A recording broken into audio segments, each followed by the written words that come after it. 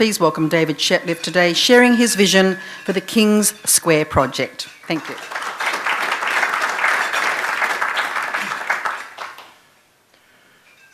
Thank you very much, Alison. It's a delight to be here. I acknowledge the presence of Mayor Brad Pittett, of Member of Parliament Del Carles, elected members of Council, Tim Milson, and members of the board of the Chamber of Commerce, guests one and all. And as I look around the room, there are a remarkable number of people that I recognise. So I guess, Brad, I've partly achieved one of my goals, which is to get myself out and about around Fremantle almost as much as you do. Some of you know, I've just come back from overseas, and that was an interesting exercise. And in that I went to South America, and it was interesting to look at some of the big cities over there and how they deal with public space and heritage buildings and things of that nature, with the sort of eye for what's going on in Fremantle. But when I was sitting around yesterday, sort of watching the activities of Fremantle, I realised that I've actually been home in Adelaide for 2 of the last 9 weeks. So I'm actually looking forward to spending a bit of time in Adelaide, getting my golf handicap back in order again. My age, one has to keep that balance right. I thought it might be useful just to remind people that perhaps don't know me or haven't met with me and talked with me over the period that I've been around Fremantle, which is over 12 months now, and just share a couple of moments about what my role is as I see it with the city. And I guess the first point is that really I'm charged with the responsibility of trying to help achieve some outcomes for the city and on the economic development and investment front. Fundamentally, I'm an interface between the City of Fremantle, investors, developers, landowners, tenants and community groups and individuals. My role is to try and increase understanding of the goals of the city in terms of economic development, and that's part of what we're doing today. To overcome blockages in the system, whether they are within the investment community or whether they're within the city, and a number of people that work for the city that are here today will know that I've come knocking on their door and said, well, hang on, you said you were going to do this, please do it. To maintain momentum on the projects that I'm involved in. It's a bit like, when I come to town, I sort of start agitating to meet with people and to find out where things are up to. It's a bit like having a board in place in many organisations or having regular council meetings. Provides an interesting discipline to keep things going. Shetliffe's in town, he's stirring up, we better get done what we said we were going to get done. Otherwise he'll put his grumpy pants on again. And also, part of my role is to coordinate various professional advisors that may be retained by the city in relation to the various projects that are going on. In a sense, I'm a little bit at arm's length from the city.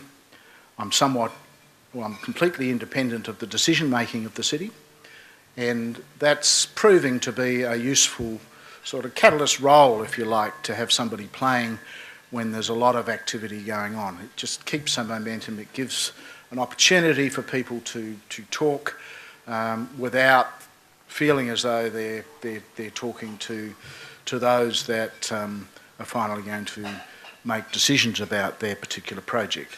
And it's been an interesting journey over the last 12 months, and I suspect it's going to continue for a little while yet. But today I wanted to talk about, and been asked to talk about, one of the projects I'm involved in, which has become known as the King Square project. And what is it? It's essentially the redevelopment or potential redevelopment of the Myer building, what's known as the Queensgate building next to it, the city admin building, the Queensgate car park at the back of the Myer building and the Queensgate office building, and also potentially the vacant parcel of land alongside that, affectionately known as the Spicer site, because Spicer Stationery used to have a large building there many years ago. Why would we be wanting to think about such a project in Fremantle? And if you have a look at those slides that I've put up there, which are photographs I've taken over the course of the time that I've been around, and there's a couple of things that I suspect strike one straight away. Firstly, the buildings aren't all that attractive. Secondly, what's not clear from those slides, but what's well known, is that the owners of all of those buildings have a desire to redevelop them.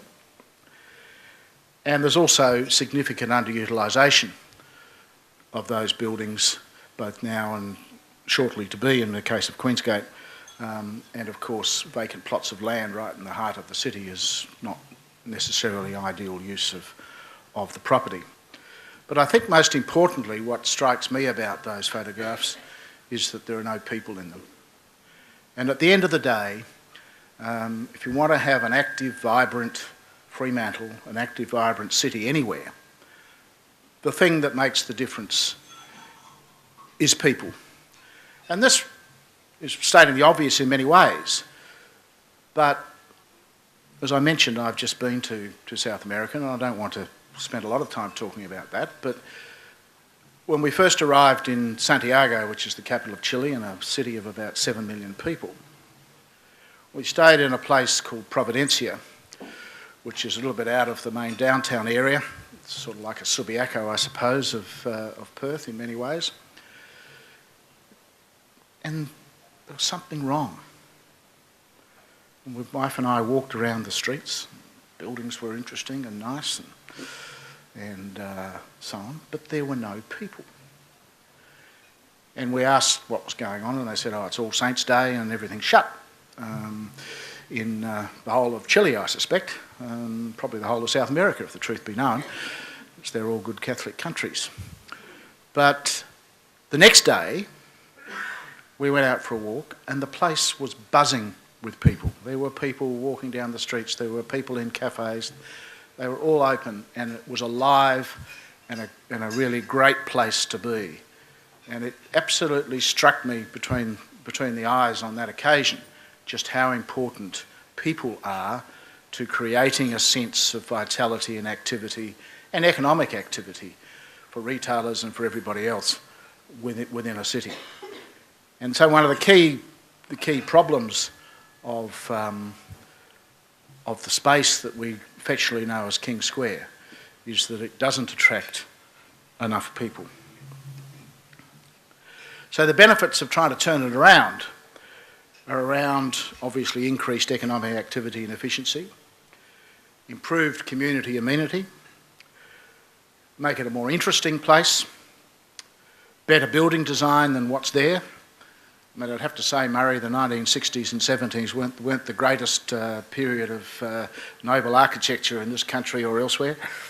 And reduce or eliminate antisocial behaviour by increasing the number of people that are around there. Each reinforces the other. They're not all do one thing and that'll fix it. There's no magic bullet, but if you do a combination of things, you start to achieve some positive outcomes. And finally, the King Square project, I believe, is very much potentially a major catalyst for future and additional developments within the city of Fremantle. The drivers, of course, have been, first of all, the owners of the Mar building, who are now Serona Capital Management. They used to be Saracen Properties, but aren't anymore. There's 2 unoccupied floors in that building. And in fact, there's 3 because there's a very high parapet at the top that's got nothing in it.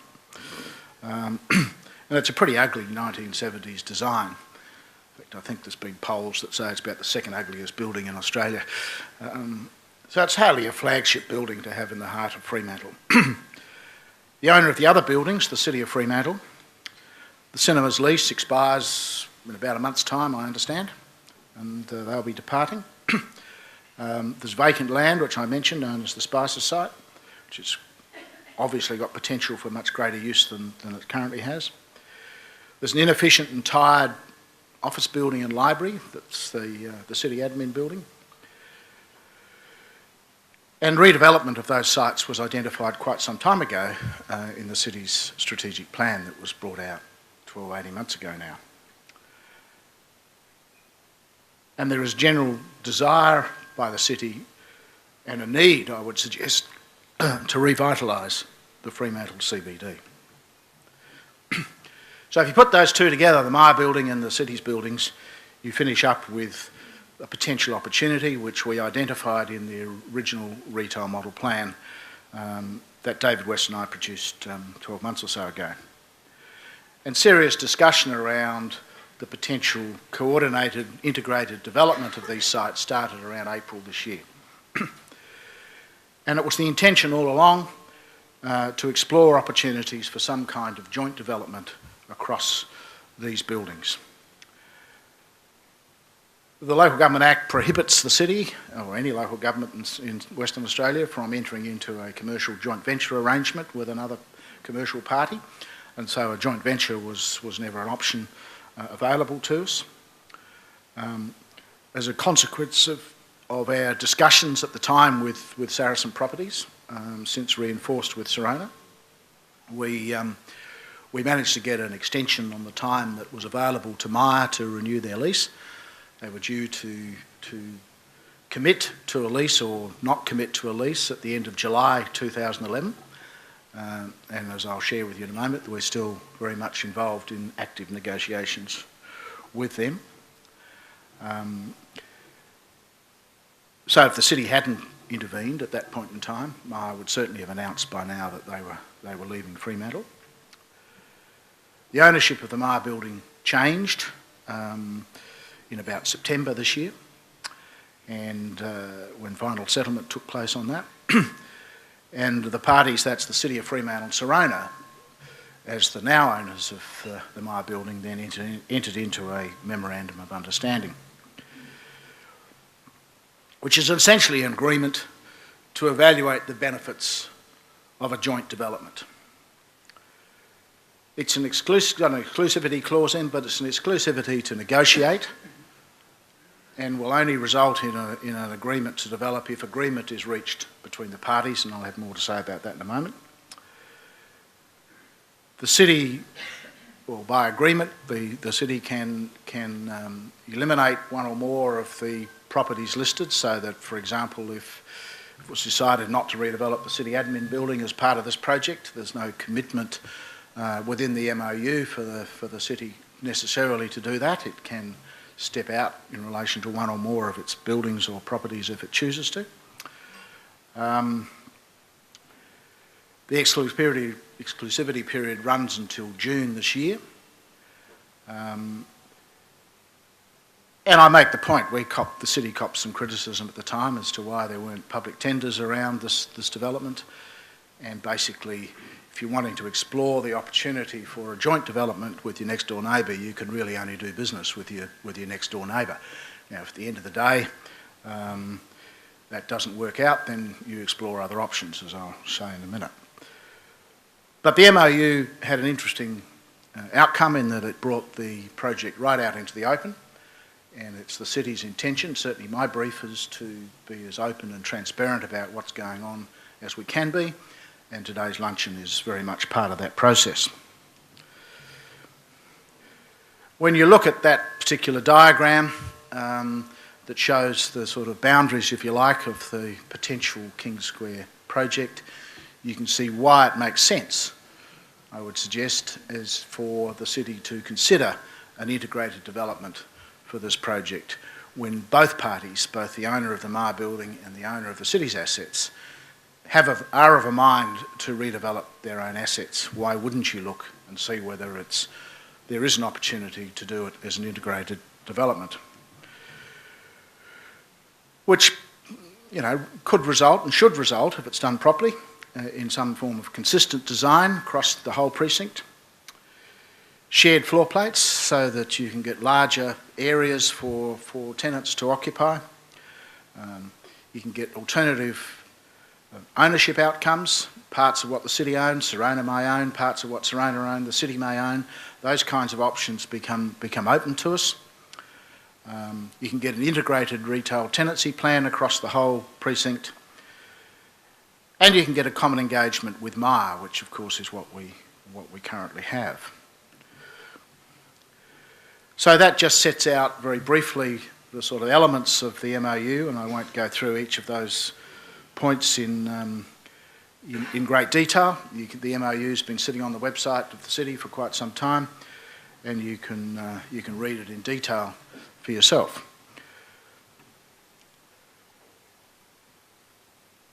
But there are two possible outcomes of the process. We either reach no agreement with Serona, in which case the city will then be free to consider what it might do with its property assets, or there will be some form of binding heads of agreement between Serona and the city that will emerge. And I should make the point that irrespective of what the city, whether we reach agreement with Serona in relation to an integrated development or whether the city finishes up going its own way, the Myer building will be redeveloped, and the owner's plans certainly are to start that redevelopment during calendar 2012, if at all possible. That'll depend a little bit on discussions with Myer and what the outcome of that turns out to be, but that's certainly their current thinking. The heads of agreement that could result if agreement is reached between the parties is spelt out in the MOU, what it will contain as a minimum, and that's listed there. So it'll have some conceptual design and planning will be incorporated into it, the structure of the land ownership both during and after the process, and various other issues. Security over the city's assets for financing is obviously an issue that's got to be dealt with. The structure of the transaction, the respective financial contributions between the city and Serona, and allocation of risks. All of those kinds of things need to be spelt out. And of course that plan will be a very public document. The city is in the process of, has just very recently looking to appoint somebody to give it financial assistance in understanding the financial implications of this, both in the immediate term of the project itself, but also in terms of the broader impacts on the city. The Local Government Act's quite specific in terms of there being requirements for a business plan to be prepared, quite specific that needs to be subject to 6 weeks of public consultation, needs to be advertised statewide and a whole lot of other issues. There's no doubt that we are tackling this project at not the ideal time in terms of the current economies, particularly access to finance in the state and Australian economies. And that's a potential showstopper for us going forward. But nevertheless, we are progressing, and the work we're doing now, if we have to defer until times are a little better, well then the work won't be wasted in terms of what we're currently doing. Clearly there are a range of political issues that are going to emerge as part of this assessment. It's not just simple financial and economic issues that will impact on it. And community aspirations are important. And as I look around the room, there are a number of people in this room that I've already had conversations with about this project, and we will continue to have conversations with people about this project. People say to me, you know, have you got some designs to show us? You know, what's it going to look like? Well, I don't know. Nobody knows at this point in time. The focus at the moment is much more on the financial aspects of the project in order, is it going to be financially viable, and what sort of tenancies we're going to be able to attract. They're the issues that we're focused on at this particular point in design, at the time. And I just make the final point on that we're not building a shopping centre in the traditional sense of a shopping centre. I assure people that's not on the agenda. What we are building is an outward-looking retail, commercial and civic precinct.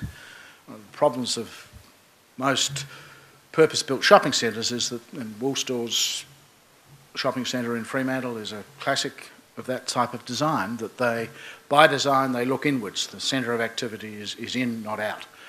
And the intention from day one in regard to this particular project is that it will be very much be an outward-looking, with activity on the outside, not just on the inside. This sets out the business case that the city is having to prepare at the moment. And it will ask the questions, what are the alternatives for the city? Would it get a better deal if it went out and did its own thing? What are the real paybacks? What are the benefits in terms of the wider economic input of this project, etc., etc. So that process will be starting shortly, and that will result in the business plan as required under the Local Government Act, the requirements of which are set out there. They're quite specific in the Act as to what the city has to do, and as I said earlier, that requires a 6-week period of public consultation.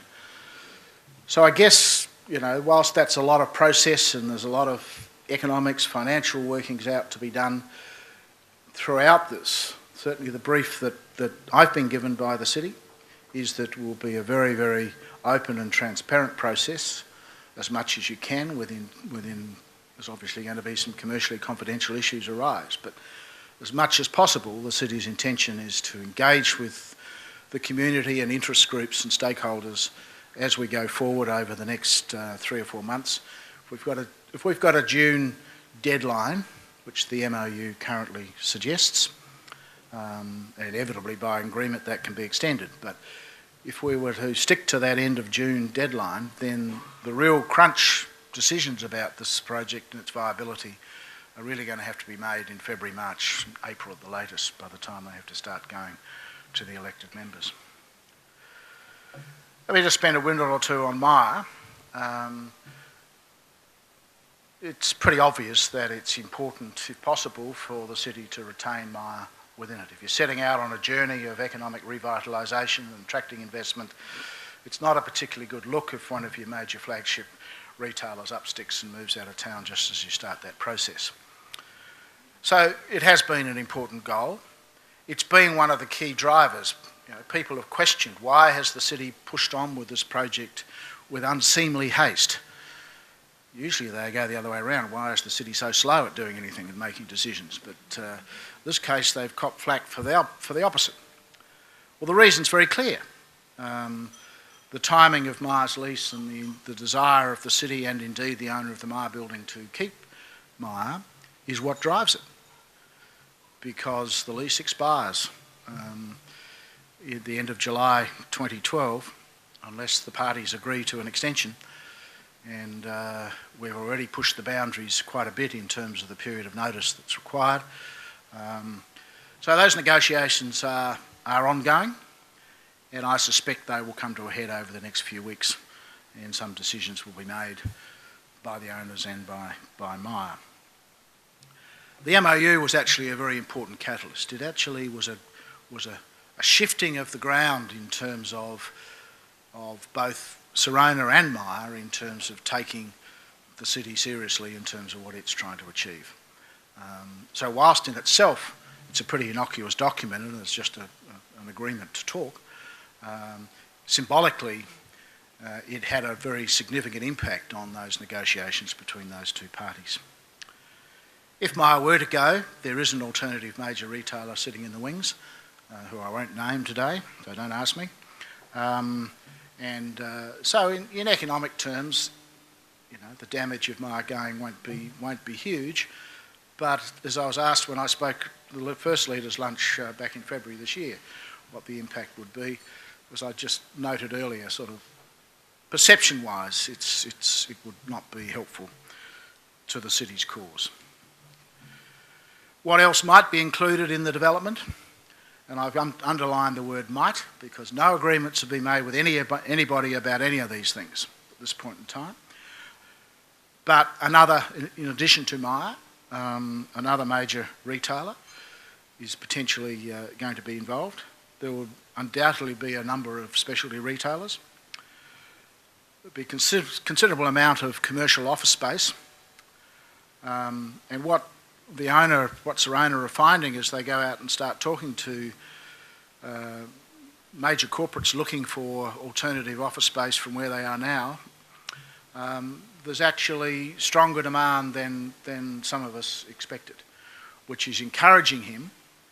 And clearly the more strength Serona can get in terms of commercial office space, paying the sorts of rents that they will be prepared to pay for quality, 6-star environmental style office accommodation in Fremantle, which will be cheaper than what they have to pay in the Perth CBD, quite considerably cheaper, but more than a Myer will pay, then you finish up stacking the economic viability of the project such that the owner is more able to carry the rents that Myer are seeking to pay in terms of the overall project.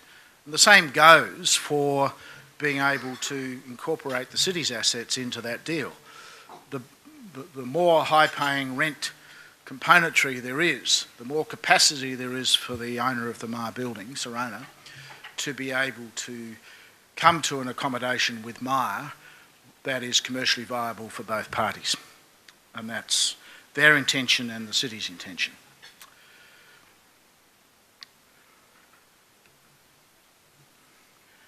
There's a couple of design questions that I'm going around asking people their views about. There's a bit of public space out the front of the Myer building that's marked with a blue triangle there. It's actually not public park land, it's actually private freehold land owned by the city. And so there's a question as to whether any buildings go across that particular site or not. And we get differing views about that as we talk to people. The second thing is Newman Court, which is the public space, formerly a road between Queensgate Myer and the city admin building. It's still a road, gazetted as a road, and questions of, some people are suggesting traffic should be allowed to go back into that space. Other people are saying leave it 20 metres wide as it is. Others are saying narrow it down to about 9 metres so that you create a real sense of hustle and bustle through that precinct. So they're issues that we need to think about. It's worth having a look at what the precinct was like in 1957. There were buildings right across that site, and the park was very much a triangle. And then the architects got hold of it in 1960s, and we got that. It was a car park. So now it's something different from you saw from the photographs, and as we all know when we visit there.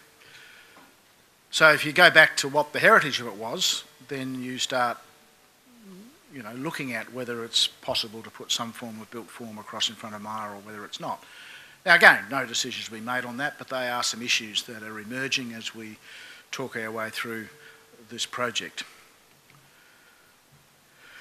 There are a range of other potential impacts. Clearly the King Square public space that's owned by the Anglican Church, or a number of representatives of the Anglican Church here today. And we've been in very close and ongoing dialogue with the Anglican Church, and will continue to, because they are our neighbours in terms of this project, and they have a view and are entitled to a view about what we're doing. So we're actively engaging with them. But are there opportunities to jazz up or improve the public space that exists around St John's Church, or is there not? As part of this project are things that we will be in ongoing dialogue with them about. The question of traffic movement around King Square will inevitably arise. There's other future developments alongside the Queen Street frontage of King Square, which is partly owned by the Anglican Church and partly owned by a private owner, and we're in constant dialogue with them about what could or couldn't happen with those sites. There's also linkages down to South Terrace that are going to be important. These issues are going to be issues, in my view, that will arise from the King Square project, and not issues that need to be sorted out before we solve or come to a conclusion about the King Square project. And I need to make that point. They're follow-ons, not preconditions to the King Square project. But we need to start thinking about them if the King Square project looks like getting legs. And there's a whole range of issues for wider Fremantle, which is seeking additional commercial and residential development. The Mayor's made no secret that that's the goal of the city. It's all about getting more people in, and the planning scheme amendments are part of the tools that are available to the city to try and achieve that. You put a view that it's very important to fix the retail and community amenity, such as having a fully developed King Square project up and running, which will make it easier to attract tenants into Fremantle, commercial tenants, retail tenants. Because at the end of the day, that's what makes development projects viable. You can build a building, but if no one wants to occupy it at an economically viable rent, then you don't finish up with the sort of outcomes you want. It's the people in those buildings that matter. It's the residents and it's the office workers is what drives the economic vitality and viability of any city. So in conclusion, the project will be a major challenge for the city. It's a big project, it's got a lot of dollars. It's an area that a lot of people, I'm sure, and some research that I've seen, shows that the residents of Fremantle want to see that King Square precinct redeveloped. Whether we develop it in a way they want to see it developed remains to be seen, but we will be engaging to try and ensure that as much as possible within the constraints of economies and finance and all the rest of it, we're able to do. The financing costs and economic uncertainty clearly are not helpful to us at this particular point in time. There's a potential further GFC coming around the corner at us if Europe doesn't get itself sorted out. So we've got to work our way through those issues, and they may affect the timing. The city is obtaining professional independent advice to help guide its thinking, and it's important it does so, because it hasn't done a project like this before. And it's very important that we assemble some people around us, that architects, financial advisors and so on, that at the end of the day help us deliver the kind of outcome the people of Fremantle want and deserve. But if it does come off, it's potentially transforming for the city, and as I said right at the start, finish back on the same point. At the end of the day, it's all about people and creating a sense of activity and vitality in the heart of Fremantle. Thank you very much.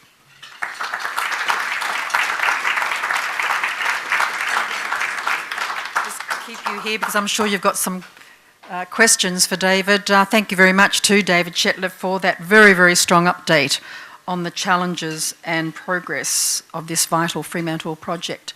If you just want to pop your hand up, and we do have a microphone, but I think probably in this room you could probably hear your questions anyway. Yes, please. Thank you. I guess delight is always in the eyes of the beholder, John, at the end of the day. So what I might say to you is absolutely delightful is somebody else might not. I mean, I guess somebody thought Queensgate was delightful at one stage, or the Mar building was delightful. But, and times change. Look, this project will be very strongly driven by Serona. The city will be making its assets available for Serona to redevelop. Now, the city will certainly have a say, and I would like to put forward the proposition that, in fact, the city will insist in delight in the design, because it is about the heart of its city. And in the dialogue we've had with both Saracens and now with Serona, one of the things we've said, look, if you want us, if you want to come and do business with us, one of the outcomes is going to be a very close attention to urban design issues and building design issues. And I can only say that we will, and during my dialogue with people, I'm asking them what they mean by delight and what will make it delightful. As I've said to a number of people around Fremantle, quoting you again, John, at the end of the day, what we want to build now are buildings that the citizens of Fremantle in 50, 100 years' time will stand in front of the bulldozers to protect. And I'm afraid the buildings that were built during the 60s and 70s, I'd be the first one onto the bulldozer to knock them over.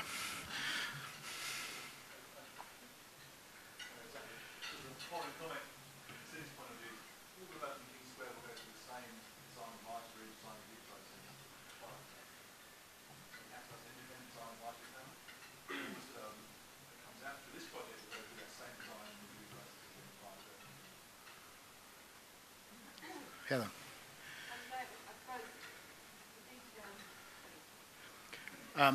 I'm sure they will, and they've asked the city what work it's done.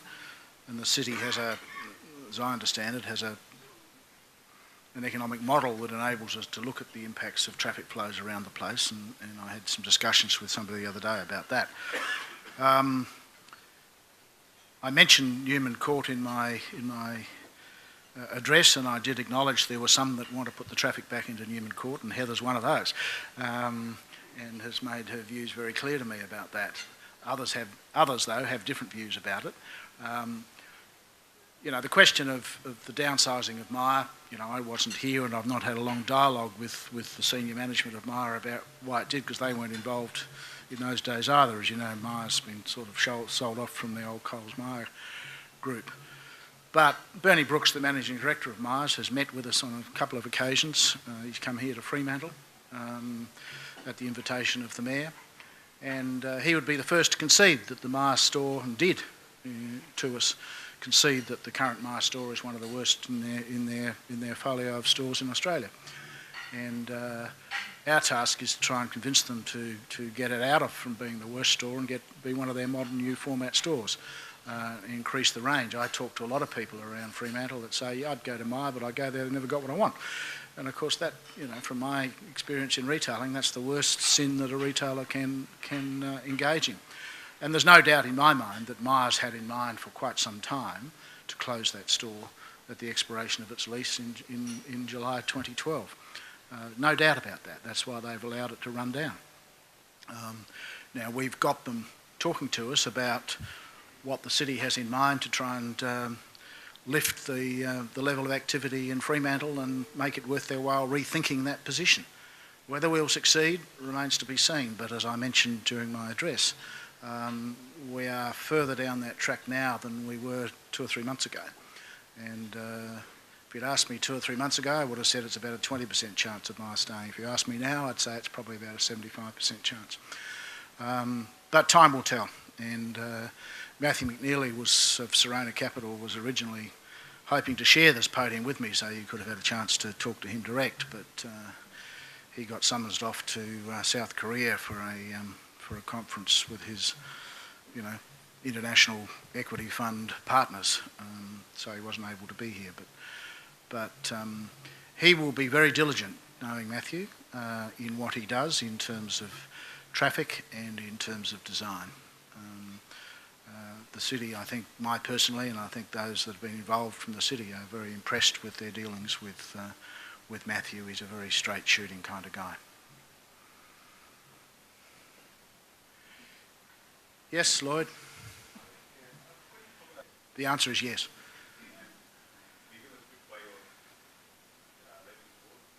Oh, look, the Myer building won't be knocked over. It'll be refurbished. It'll have Myers on the ground floor and possibly back into the basement and first floor, and commercial office space above it with opening windows and glass instead of that horrible white brick wall that you see. We know that because we've got a development application that tells us that that's what they have in mind. That, as I said earlier, that will go ahead irrespective of what the city's assets are used for. In terms of the city's assets, there have been a range of proposals. Part of the problem with Queensgate is that the back half, it's actually 2 buildings, and the back half of it, if you like, the bit nearest Henderson Street as opposed to the bit nearest King Square, has been used as cinemas and was purpose-built for cinemas. And that means it's got sloping floors, and there's not many office people that like working on sloping floors. And they're big, thick concrete sloping floors. So there's likely to be a fair bit of bashing around have to go on there in order to turn that into office space, which is what the intention is. Whether the whole of Queensgate gets knocked over or doesn't will depend on the economics of it. Some of the earlier discussions had it been knocked over, which gave the opportunity to put underground car park down there and to align the footplates with the Myer building. That's still an option. You don't have to knock over too much on the Spicer site. There's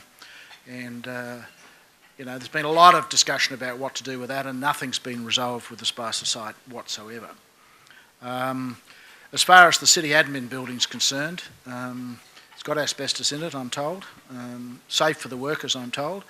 But nevertheless, when it comes to demolition, we'll have to we'll have to go through those processes, but it's a pretty inefficient, ugly kind of structure, both internally and externally. And if we could, I suspect if the economics stack up with the uses, it'll probably get knocked over. I hope that answers your question, Lloyd. Undecided. Yes, sir.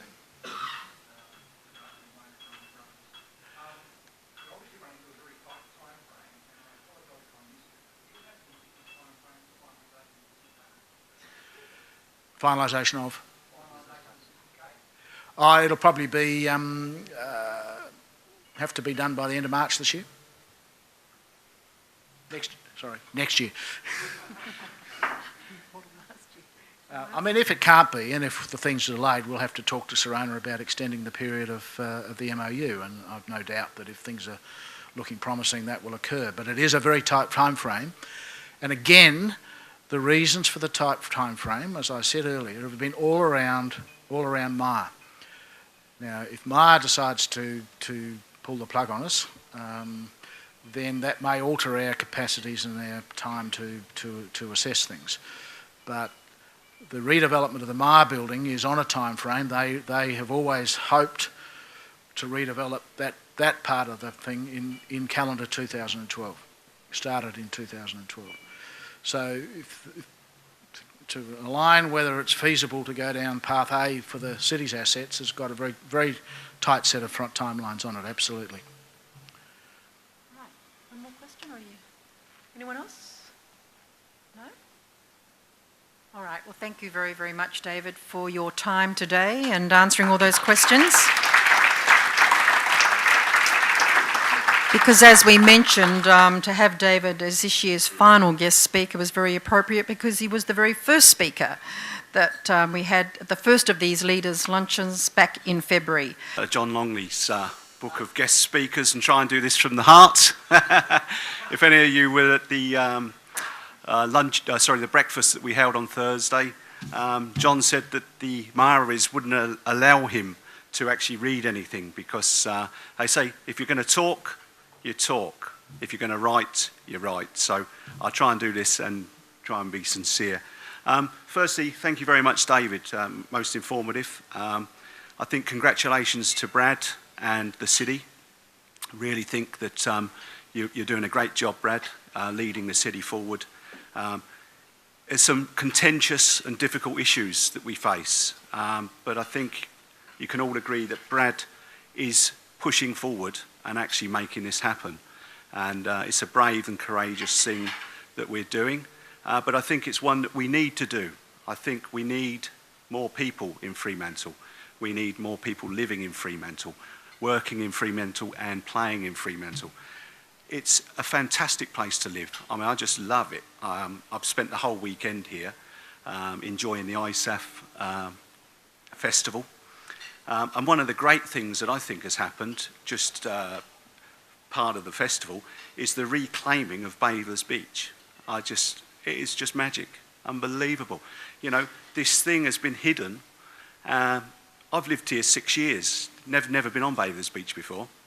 Tried to get on it on Friday night and had to queue to get on. It's like, what's going on? It's just a wonderful jewel. And as I say, if nothing else comes of this ISAF event, we've actually reclaimed Bathers Beach. And I would just like to say maybe it could be the catalyst of the development of the city to actually come down via the high street, because, you know, if we can actually encourage people to come down now past the roundhouse and then into the high street, I think it's a really good catalyst for that. So I'd like to see, if possible, it to continue. I mean, it'd be great. And again, one of the things that I was saying today is Fremantle is crying out for places that sensible, normal human beings want to go and have a drink.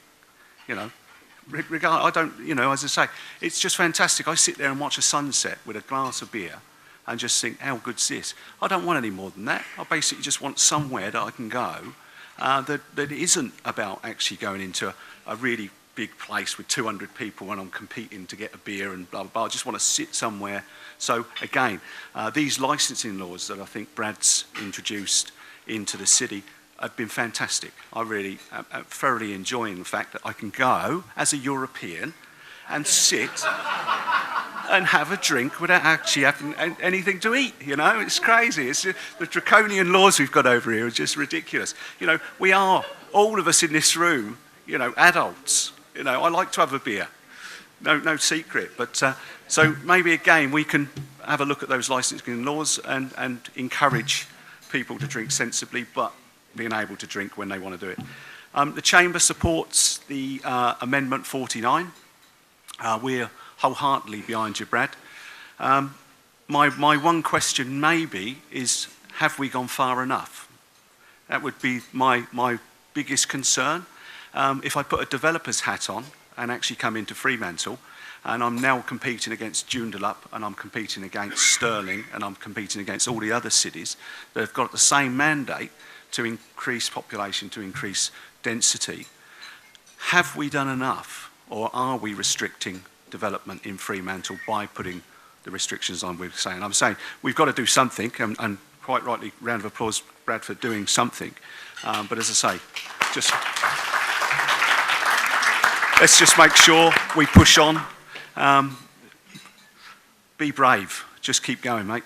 Fantastic. Anyway, that's enough from me. That's from my heart. And enjoy the rest of the day. Thank you.